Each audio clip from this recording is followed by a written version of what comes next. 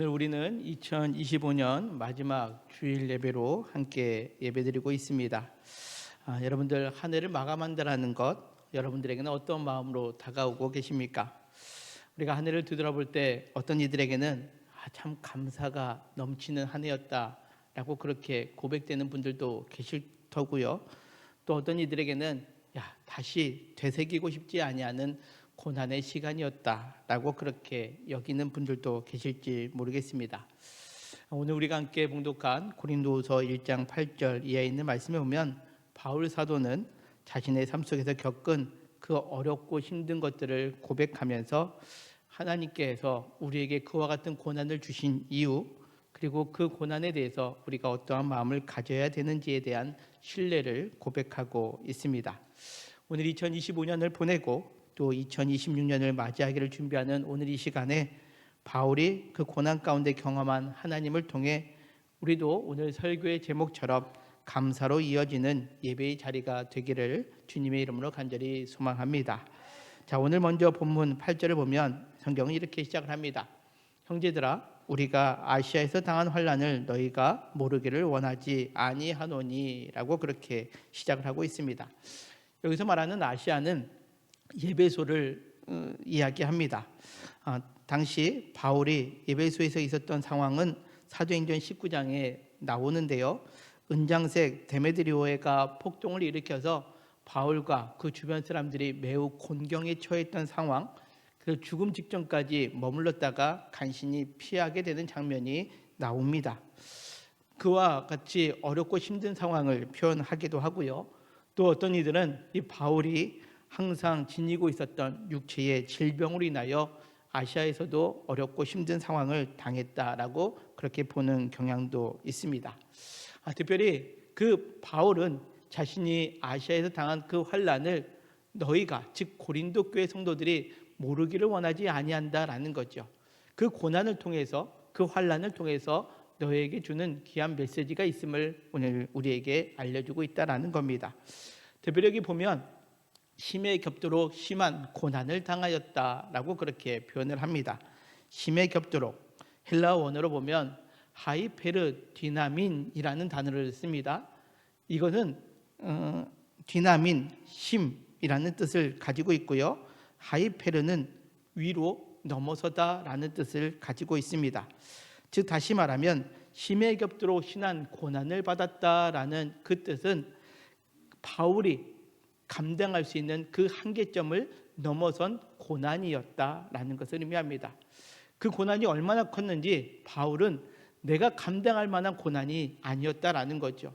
바울과 같은 믿음의 사람이 그 평생 하나님께 순종했던 사람조차도 내가 감당할 수 없는 고난을 아시아에서 당했는데 그것을 너희가 모르기를 원하지 아니한다라는 거죠. 그 어렵고 힘든 고난을 그래서 8절 하반절에 보면 살 소망까지 끊어졌다라고 그렇게 표현을 하고 있는 겁니다. 바울은 내가 감당할 수 없는 그 한계점에 넘어선 고난이 있었기에 살 소망도 끊어졌다라는 거죠. 특별히 이 살 소망까지 끊어졌다라는 것도 언어로 직역해 보면 탈출구가 보이지 않는 막다른 골목에 서 있다라는 그런 뜻입니다. 사방으로 벽이 막혀 있어서 숨 쉴 수 없는 그러한 상태입니다.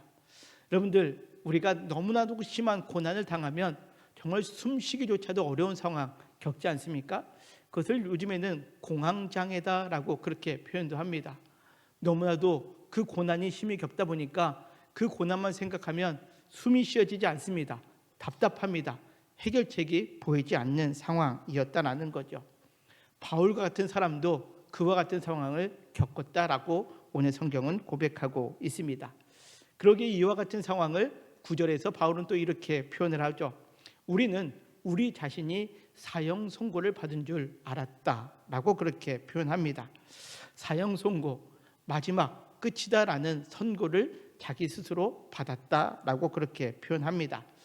우리가 뭔가 힘든 상황이 있으면 아우 힘들어 죽겠네 이렇게 우리가 이야기하지만 지금 바울의 상황은 뭔가 희망이 보이지 않고 이제는 나 죽었네 라고 할 수밖에 없는 그런 상황, 그 어떤 희망조차 감당할 수 없고 사형 선고 받았다면 이제 인간으로서 행할 수 있는 것이 아무것도 없는 상태를 의미하는데, 바로 바울이 지금 아시아에서 당한 환란이 그와 같은 상황이었다라는 겁니다. 어찌 보면 우리가 지난 한 해 우리가 각각 그 고난의 깊이는 다를 수 있지만, 모두가 어떤 경우에서는 각자의 한계점에 도달하는 그 이상의 고난, 역경, 그리하여 내가 정말로 살 수 없을 정도로 막막한 가운데 거하고 있었던 순간, 그래서 꼭 우리의 인생이 사형 선고받은 것 같은 그러한 상황이 있을 때가 있지 않았습니까? 그렇다면 그와 같은 상황에 있을 때 바울은 그 상황 가운데 우리는 이렇게 고백할 수 있다라는 거죠. 내가 사형 선고를 받은 줄 알았다라는 거죠. 사실 성경에 보면 여러 인물들이 이와 같이 극단에 처하고 있는 상황을 가끔 보여주고 있는데요. 대표적인 모습이 열왕기상 19장에 보면 엘리야가 등장을 합니다. 엘리야는 갈멜산에서 850명의 우상을 섬기는 선지자들과 영적 전쟁에서 승리했습니다. 그런데 19장에 이르러서 아합 왕의 처인 이세벨이 자신을 죽이려 한다는 소식이 듣게 되었을 때에 부엘세바까지 도망하고 하루길을 더 들어가 로뎀 나무 아래서 이렇게 표현을 하죠. 지금 내 생명을 거두어 주옵소서. 내가 하나님의 큰 일을 감당하고 났음에도 불구하고 이제 그 누군가 나를 죽이겠다는 그 소식에 마음이 무너지고 그 한계점이 도달하다 보니 이제 나는 죽겠구나라고 여기고 있는 상황, 엘리야도 경험했다라는 겁니다. 그렇다면 어떤 경우 우리가 이러한 순간을 만날 때 어떻습니까? 심히 겹도록 심한 고난, 그 순간 겪을 때 이러한 순간에 우리가 드는 유혹은 정말로 그래 이렇게 살아서 뭐해, 그냥 생명 끝내보자 라고 하는 유혹이 우리의 삶 가운데 들어올 때가 있다는 거죠. 인생을 포기하고 싶고 마감하고 싶고, 그래서 모든 것들을 끝내고자 하는 그러한 유혹의 마음이 우리에게 들 때가 있다는 거죠. 이것이 오늘 성경에서 말하고 있는 바울의 표현이기도 하고, 또 조금 전에 말씀드렸던 엘리야의 마음의 상태이기도 합니다. 그렇다면 여기서 우리는 이러한 질문을 할 수 있습니다. 그렇다면 하나님께서는 왜 하나님을 믿는 사람들에게 이와 같이 심히 겹도록 심한 고난, 살 소망까지 끊어질 듯한 그러한 상황, 사형 선고를 받을 것 같은 그러한 상황을 허용하고 계실까요? 사실 우리가 하나님을 믿는다라면 이러한 상황 가운데 거하게 하지 않으셔야 되는 것 아니겠느냐라고 우리가 반문할 수 있는데, 오늘 성경에 나와 있는 바울이나 엘리야나 또 우리가 잘 아는 욥이나 이러한 사람들도 살 소망까지 끊어지는 사형 선고받은 상황까지 이르게 되는 경우가 있었는데 왜 하나님은 그렇게 하셨냐라는 거죠. 그 해답이 9절 하반절에 나옵니다. 우리 9절 다 같이 한번 읽겠습니다. 시작. 우리는 우리 자신이 사형 선고를 받은 줄 알았으니 이는 우리로 자기를 의지하지 말고 오직 죽은 자를 다시 살리시는 하나님만 의지하게 하심이라. 아멘. 그렇습니다. 바울은 내가 사형 선고를 받았는데 왜 하나님께서 이와 같은 상황을 우리에게 허락해 주셨느냐? 이는 우리로 자기를 의지하지 말라라는 거죠. 먼저 내가 가지고 있는 것, 내 형편, 내 상황, 내 기질, 이것들을 의지하지 않기 위하여 때로는 우리가 살 소망까지 끊어질 듯한 이러한 상황을 겪게 되었다라는 겁니다. 자, 바울의 인생을 살펴보면 바울은 자신의 것을 참 많이 의지했던 사람이었음을 고백합니다. 빌립보서 3장 4절에 있는 말씀인데요. 나도 육체를 신뢰할 만하며 만일 누구든지 다른 이가 육체를 신뢰할 것이 있는 줄로 생각하면 나는 더욱 어떻다고요? 그러하니라 라고 그렇게 표현합니다. 다른 사람이 야, 나 이 정도로 내가 살아왔어 라고 자기 자신을 자랑한다면 바울은 콧웃음 친다는 거죠. 다른 사람이 자기 육체를 신뢰할 만한 것이 있다면 나는 그보다 더하다라는 거죠. 어떻게 해요? 5절과 6절은 이렇게 표현합니다. 나는 8일 만에 할례를 받았고 이스라엘 족속이요 베냐민 지파요 히브리인 중에 히브리인이요 율법으로는 바리새인이요. 혈통적으로 나를 능가할 사람 없다라는 거죠. 뿐만 아니라 6절은 이렇게 표현합니다. 열심으로는 교회를 박해하고 율법의 의로는 흠이 없는 자다라는 거죠. 자신의 삶 가운데 그 배경, 신분 완벽합니다. 그리고 자신의 성향도 열심히 있는 사람, 그리하여 자신의 삶 속에는 흠조차 없다라고 말할 수 있는 사람이 바울이었다라는 거죠. 이와 같은 바울이 오늘 무엇이라고 고백하고 있습니까? 자기를 의지하지 말고 라고 그렇게 표현하고 있습니다. 왜 그렇습니까? 빌립보서 3장 7절 이어지는 말씀이 이렇습니다. 그러나 무엇이든지 내게 유익하던 것을 내가 그리스도를 위하여 다 해로 여길 뿐더러 라는 거죠. 그리스도를 만나고 난 다음에 내가 그렇게 자랑했던 것, 다른 사람보다 더 내가 낫다라고 여기고 있던 그 내가 의지할 만한 것들이 다 해로 여기게 되었다라는 겁니다. 그러면서 8절 또 이렇게 표현을 하고 있죠. 우리 같이 한번 읽겠습니다. 시작. 또한 모든 것을 해로 여김은 내 주 그리스도 예수를 아는 지식이 가장 고상하기 때문이라. 아멘. 그렇습니다. 바울은 내 모든 것들, 내가 의지할 만한 모든 것들이 오히려 해로 여긴다라는 거죠. 왜요? 내 주 그리스도를 아는 것이 그 가장 고상하기 때문에, 가장 뛰어난 것이기 때문에 나는 이제 그렇게 삶을 산다라고 고백하고 있다는 겁니다. 그러기에 오늘 고린도후서 1장 9절 하반절에 바울은 이렇게 고백하는 겁니다. 이는 우리로 자기를 의지하지 말고 오직 죽은 자를 다시 살리시는 하나님만 의지하게 하심이라. 아멘. 그렇습니다. 사형 선고를 받을 것 같은 상황 가운데 있을 때 다시금 내가 가지고 있는 것이 아무것도 아니구나, 그치, 내가 가지고 있는 거 다 해로 여겼는데 다시금 불쑥불쑥 올라오는 나를 의지하고 싶었던 그 마음이 아니라 그 고난의 순간에 살 소망까지 끊어지는 그 상황에 사형 선고를 받은 가운데 나를 의지하지 말고 오직 죽은 자를 다시 살리시는 하나님만 의지하게 하시기 위함이었다라는 거죠. 이것이 바울의 신앙의 핵심이고 우리가 지녀야 할 신앙의 핵심입니다. 기독교의 신앙의 핵심은 무엇입니까? 부활의 신앙 아닙니까? 죽은 자를 다시 살리시는 하나님. 세상 사람들은 호흡이 붙어 있으면 심폐소생술을 하고 살려보려고 합니다. 그런데 사망선고, 사형선고가 내려진 사람은 방치합니다. 더 이상 해결할 것이 없기 때문에. 인간의 힘을 의지한다는 게 그것입니다. 조금이라도 희망이 있다면 모든 것들을 동원해서 우리가 해결하려고 합니다. 돈이 얼마나 들어든, 아니면 얼마나 유능한 사람을 데려다 놓던, 우리가 조그마한 생명줄이 붙어 있다면 살려보려고 애쓰는 것 아니겠습니까? 이것이 자기를 의지하는 삶입니다. 그런데 모든 것이 끝났다라고 하면 그것이 필요한가요? 돈으로 살릴 수 있습니까? 사람이 의술로 살릴 수 있습니까? 없다라는 거죠. 그러나 오늘 성경은 말씀합니다. 우리의 인생에 사형 선고를 내릴 것 같은 상황 가운데 내가 의지하는 것들로는 할 수 없지만 오늘 9절 하반절에 말씀하는 것처럼 오직 죽은 자를 다시 살리시는 하나님만 의지할 때 이 모든 것들이 살아나는 역사가 임하게 됨을 고백하고 있습니다. 그렇습니다. 우리가 믿는 하나님은 이와 같이 부활을 일으키시는 하나님이십니다. 그냥 우리가 하나님께 기도하면 우리의 상황을 좀 낫게 개선해 주시는 분이 아닙니다. 우리 하나님은 무에서 유를 창조하신 하나님, 우리를 부활, 사망에서 생명으로 부활의 역사를 일으켜 주신 분으로 우리를 온전히 구원하신 분이심을 고백하고 있는 것, 이것이 오늘 바울이 고백하고 있는 오직 죽은 자를 다시 살리시는 하나님만 의지하는 삶이었음을 의미하고 있다라는 거죠. 성경에서는 늘 이와 같이 하나님을 이렇게 고백하고 있습니다. 하나님 스스로도 이와 같이 표현합니다.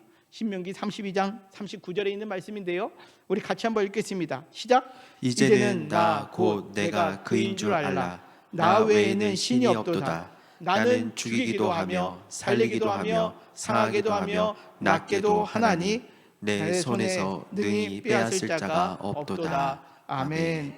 여러분들 믿으십니까? 그렇습니다. 우리가 믿는 하나님은 하나님 외에 참 신이 없습니다. 하나님은 우리를 죽이기도 하시고 살리기도 하시며 상하게도 하시며 낫게도 하시며 하나님 손에서 능히 빼앗을 것이 없도다라고 그렇게 표현합니다. 따라서 내가 가지고 있다면 우리는 포기할 수밖에 없는 상황이다 한다 할지라도 하나님을 의지하며 하나님 손에 맡겨 있다면 그 하나님 손에서 능히 빼앗을 자가 아무것도 없음을 성경은 우리에게 표현하고 있습니다. 사랑하는 성도 여러분, 지난 우리의 삶을 되돌아볼 때 한계점에 다다른 그런 고난의 순간이 있었습니까? 정말로 심히 겹도록 내가 감당할 수 없는 고난처럼 여겨지는 순간 있었습니까? 그리하여 살 소망까지 끊어지고 사형 선고 받은 그런 어려움의 순간이 혹 있지는 않았습니까? 그렇다면 오늘 구절의 말씀을 다시 한번 깊이 묵상합시다. 우리는 우리 자신이 사형 선고를 받은 줄 알았으나 이는 우리로 자기를 의지하지 말고 오직 죽은 자를 다시 살리시는 하나님만 의지하게 하심이라. 오늘 이 믿음의 고백이 저와 우리 모두의 고백이 되시기를 주님의 이름으로 간절히 소망합니다. 그렇다면 죽은 자를 다시 살리시는 하나님을 의지한다라는 것, 그것을 10절에서는 또 이렇게 성경 말씀합니다. 10절 같이 읽겠습니다. 시작. 그가 이같이 큰 사망에서 우리를 건지셨고 또 건지실 것이며 이후에도 건지시기를 그에게 바라노라. 아멘. 그렇습니다. 먼저 바울은 자신의 삶의 과거를 되돌아봤을 때 그가 이같이 큰 사망에서 우리를 건지셨다라고 그렇게 표현합니다. 에베소에서 큰 환난을 당하여 살 소망까지 끊어졌던 바울이었습니다. 그런데 자기를 의지하지 않고 하나님을 의지했더니 하나님께서 어떻게 하셨다고요?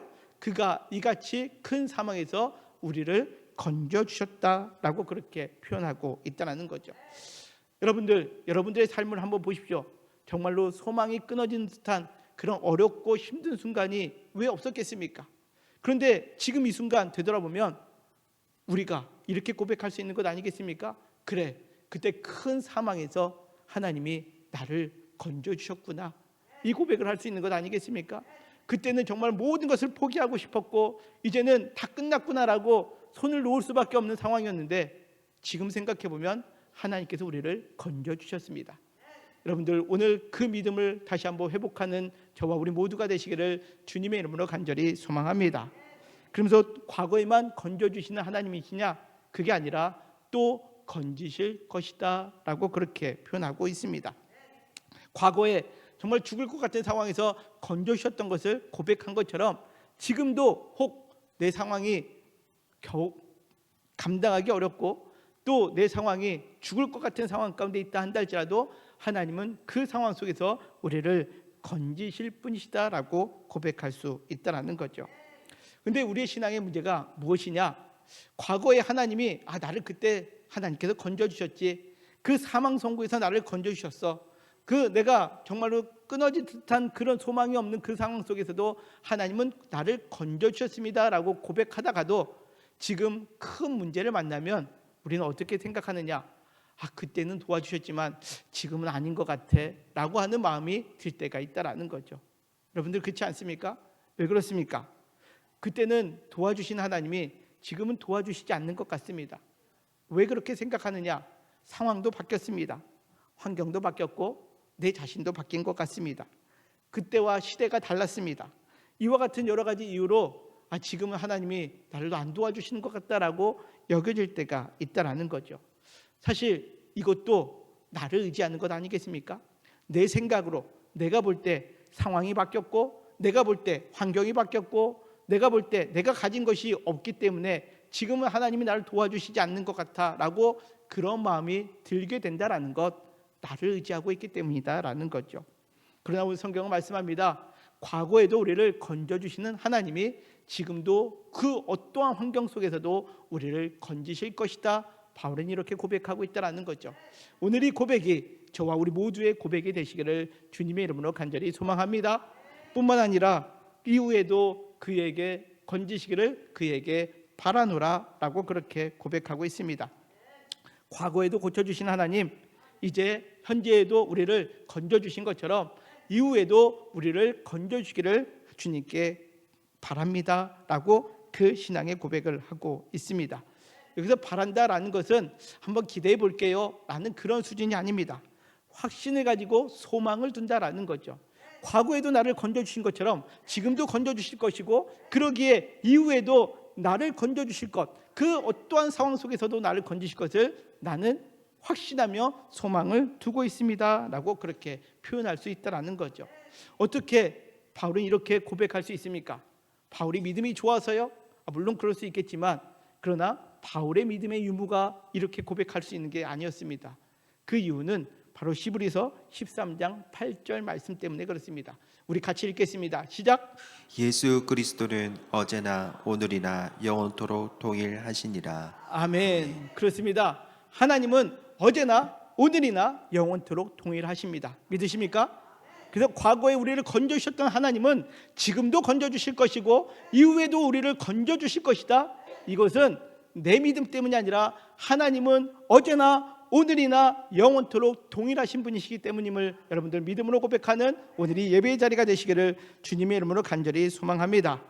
그렇다면 이제 우리는 그 하나님의 도우심으로 건지심을 바라는 삶을 살아간다면 이제 우리는 어떻게 삶을 살아가야 될까요?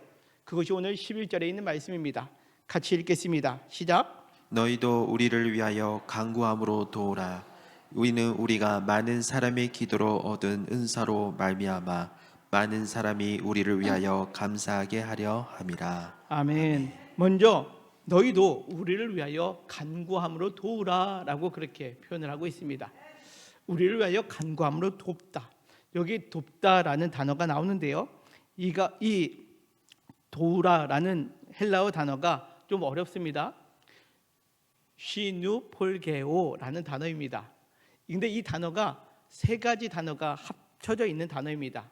쉰이라는 함께라는 단어와 시포 아래라는 단어와 에르고 일하다라는 이 단어가 합해져서 도우라라는 거죠. 이 돕다라는 것은 다시금 이야기하자면 아래에서 함께 짐을 들러 올린다라는 뜻이죠. 그러니까 도울 때 어떻게 도운다? 드러내면서 돕는 것이 아니라 아래에서 보이지 않는 곳에서 함께 짐을 부여잡고 있는 것을 의미한다라는 거죠. 근데 너희도 우리를 위하여 간구함으로 도우라라는 것은 어떻게 도우라고요? 간구함으로 도우라라는 거죠. 그래서 고린도후서 우리 1장 11절 뭐라고요? 너희도 우리를 위하여 간구함으로 도우라라는 거죠. 우리가 어렵고 힘든 상황 가운데 있는 사람을 보면 어떻게 해요? 그를 위하여 그 아래에서 힘을 다해서 함께 간구함, 기도로 도울 것, 이것을 오늘 바울은 고린도 교회 성도들에게 요청하고 있다라는 겁니다. 여러분들, 세상과 교회의 가장 큰 차이가 무엇일까요? 여러분들, 함께 협력하는 것 세상에서도 함께 합니다. 세상과 교회의 가장 큰 차이를 잇는다면 그것은 기도입니다. 간구함입니다. 바로 오늘 바울은 자신이 살 소망까지 끊어지고 그 고난을 당하여서 사형 선고를 받은 상황 속에 그들에게 고백하고 있는 이유는 우리는 서로를 위하여 간구함으로 도와야 되는 관계이기 때문에 그렇다라는 거죠. 성도 간에 도울 것은 물질로도 도울 수 있습니다. 말로 도울 수 있습니다. 그러나 정말로 우리가 도와야 될 것은 무엇으로 돕느냐? 간구함, 기도로 도와야 함을 우리에게 말씀하고 있다는 거죠. 여러분들, 물질을 한번 생각해 보십시오. 물질로 돕는다는 것, 관계가 돈독할 때에는 더 끈끈해지는 것 같습니다. 나를 믿어주는 것 같구나 라고 생각할 수 있지만 여러분들, 돈이 모든 관계를 회복시키나요? 그렇지 않습니다. 오히려 돈 때문에 관계가 깨어지는 경우들도 우리는 많이 보지 않습니까? 뿐만 아니라 말도 마찬가지입니다. 말도 우리가 관계가 좋을 때는 나에게 위로의 말이 될 수도 있지만 그 사람에 대하여 내가 편견을 갖고 있다면 좋은 말 한마디가 오히려 그것이 왜곡되어서 뒤틀리게 듣게 되다 보면 나를 공격하는 것처럼, 나를 비아냥거리는 말처럼 들릴 수 있는 게 사람의 말 아니겠습니까? 하지만 기도는 다릅니다.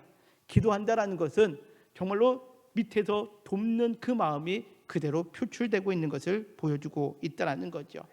그렇습니다. 우리가 기도한다라는 것이 이와 같이 매우 중요합니다. 근데 때때로 그럴 때 있습니다. 내가 기도를 하는데 저 사람의 삶을 볼 때 내가 기도해줘도 소용없을 것 같아 라고 하는 마음 들 때가 있지 않습니까? 그러나 여러분들, 그럼에도 불구하고 우리는 기도해야 한다는 거죠. 왜 그렇습니까? 기도는 하나도 땅에 떨어지는 것이 없기 때문에 그렇습니다. 대표적인 말씀이 마태복음 10장에 나오는데요. 우리 같이 한번 읽겠습니다. 시작. 또 그 집에 들어가면서 편안하기를 빌라. 그 집이 이에 합당하면 너희 빈 평안이 거기 임할 것이요 만일 합당하지 아니하면 그 평안이 너희에게 돌아올 것이니라. 아멘. 그렇습니다. 그렇기 때문에 여러분들은 서로가 서로를 위하여 간구함으로 도와야 된다라는 거죠. 혹시 그 사람이 그것을 받아들이지 못하고 자기만을 의지하는 삶을 살고 하나님을 의지하지 않게 될 때 그 간구했던 내용이 누구에게 돌아온다고요? 나에게 돌아오기 때문에 그렇다라는 거죠. 따라서 우리가 그 내 주변에 정말로 살 소망까지 끊어지고 어려운 가운데 거하고 있는 사람들이 혹 있다면 우리 믿음의 공동체 안에서 함께 기도로 함께 간구하며 돕는 그러한 믿음의 공동체로 나아가기를 주님의 이름으로 간절히 소망합니다. 그럴 때에 이어지는 말씀에 보면 이는 우리가 많은 사람의 기도를 얻은 은사로 말미암는다라고 그렇게 표현하고 있습니다. 그렇습니다. 우리가 많은 사람들이 기도하면 기도할 수 있도록 그 기도로 얻은 무엇이 있다고요? 은사가 있다라는 거죠. 은사는 하나님의 선물입니다. 우리가 서로가 서로를 기도하면 그곳에 하나님의 선물이 임하게 된다라는 거죠. 하나님의 일하심을 경험하게 된다라는 것을 말씀하고 있습니다. 그럴 때에 오늘 결론의 말씀입니다. 그럴 때 많은 사람들이 우리를 위하여 감사하게 된다라는 거죠. 여러분들, 우리의 인생의 목적이 무엇입니까? 문제 해결을 아니면 고난 탈피, 이것이 우리 인생의 목적이 아니라 우리는 그 어떠한 순간 속에서도 하나님께 택함 받은 자녀라면 우리가 구원받는 것뿐만 아니라 우리를 통하여 하나님이 영광되게 드러나는 것, 이것이 우리의 창조의 목적, 우리를 구원해 주신 목적 아니겠습니까? 따라서 우리를 통하여 우리가 그 고난 속에서도 하나님께서 우리를 붙들어 주신다면, 그리고 서로가 서로를 위하여 기도해서 그 하나님의 은사 선물을 취득하게 된다면 우리 주변에 있던 사람들이, 많은 사람들이 우리를 보고 감사가 된다라는 것을 오늘 성경은 우리에게 말씀합니다.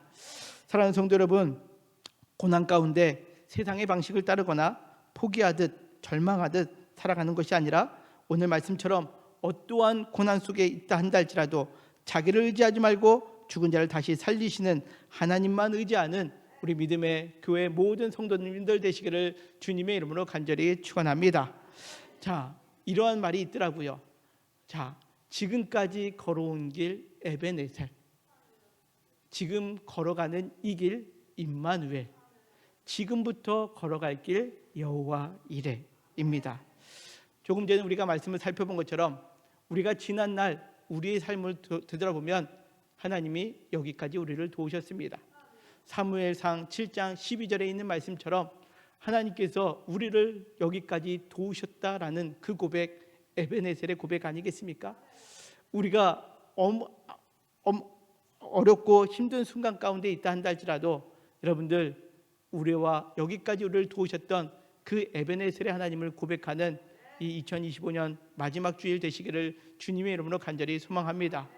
뿐만 아니라 하나님은 지금 걸어가는 이 길에 우리와 함께 임마누엘 하십니다.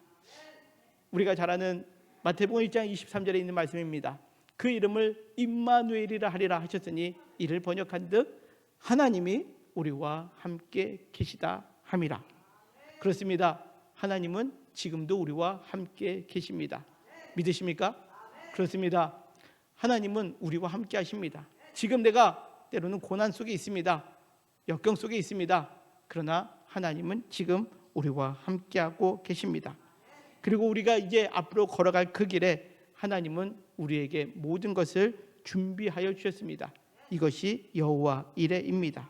창세기 22장 14절에 보면 아브라함이 이삭을 바칠 때에 하나님께서 그 명령하신 대로 행했지만 그곳에 하나님이 미리 준비하셨던 것이 있었기에 그곳에서 아브라함은 이렇게 고백합니다. 그 땅 이름을 여호와 이레라 하였다.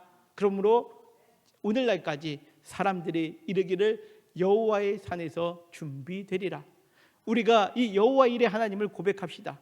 앞으로 이후에도 우리를 건지실 하나님을 고백한다면 그 어떤 곳에서도 하나님은 여호와 이레 우리를 건지실 것을 준비하신 분이심을 믿음으로 고백하는 오늘 모든 성도님들 되시기를 주님의 이름으로 간절히 소망합니다. 지난 한 해, 아니 우리 인생 가운데 고난의 연속이기에 우리가 하나님을 믿는 것이 어떠한가 고민 가운데 거하신 분들 혹 계셨습니까? 그때 오늘 말씀을 다시 한번 기억하며 고난 속에 사형 선고 같은 것을 받는 그러한 순간 속에 세상의 방식, 나를 의지하는 것이 아니라 죽은 자를 다시 살리시는 부활의 하나님만을 의지하는 우리 모든 성도님들 되시기를 주님의 이름으로 간절히 축원합니다. 그 하나님은 우리를 과거에 건지신 에베네셀의 하나님이십니다. 그 하나님은 우리를 지금도 함께하여 주시는 임마누엘의 하나님이십니다. 그 하나님은 우리를 앞으로도 건지실 여호와 이레의 하나님 되십니다. 우리가 이 하나님을 오늘 예배의 자리를 통하여 이 2025년도에 믿음으로 고백할 때, 그리고 그 고백으로 서로가 서로를 위하여 기도할 때에 많은 사람들이 우리를 통하여 감사하게 되는 그런 은총을 누리는 우리 모든 성도님들 되시기를 주님의 이름으로 간절히 소망합니다. 그래서 오늘 말씀 이후에 우리가 이제 2026년을 맞이할 터입니다. 2026년 된다고 해서 여러분들 모든 상황이 그러니까 리셋됩니까? 그렇지 않습니다. 아팠던 사람이 새해 된다고 안 아프지 않습니다. 여전히 육신적으로 아플 수 있습니다. 물질적으로 어렸던 사람이 2026년이 된다라고 물질의 어려움이 딱 0으로 시작하고 새롭게 시작됩니까? 그렇지 않습니다. 그럼에도 불구하고 그 시간에 우리가 새롭게 되는 이 시점에 오늘 말씀을 기억하며 언제나 우리를 죽은 자 가운데서 일으켜 주시는 하나님을 의지합니다라는 그 믿음의 고백이 우리 인생이 변화되어서 과거에 에베네셀의 하나님, 우리를 도우셨던 하나님, 지금 임마누엘 하여 주시고 앞으로도 여호와 이레를 경험함으로 말미암아 날마다 우리의 삶 속에 하나님께 감사가 넘치시기를 주님의 이름으로 간절히 축원합니다.